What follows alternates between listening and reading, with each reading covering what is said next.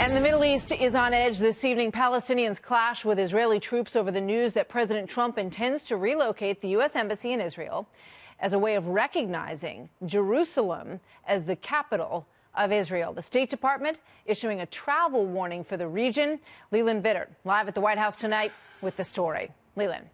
Good evening, Martha. The reaction to this continues to be as split as the Middle East. The White House really reveling in their supporters' happiness at this decision, calling it courageous. On the other hand, you've got the State Department reportedly telling the Israelis to not gloat too much over this decision. The White House at the same time really unfazed, though, that reportedly President Abbas of the Palestinians will not meet with Vice President Mike Pence when he is in the Middle East about 10 days from now. The White House and the Vice President's office saying they will wait to hear directly from President Abbas. At least so far, the promises and warnings by Arab leaders of unending wars and fires that can't be extinguished have not materialized. As we reported last night, the rain kept people off the streets in Jerusalem, but today a little bit better weather and the end of the Arab work week led to clashes at some of the usual flashpoints.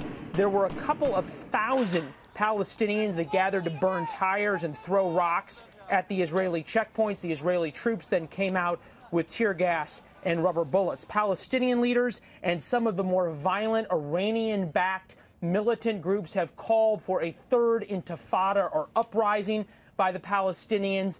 We haven't seen anything that remotely resembles that kind of violence yet.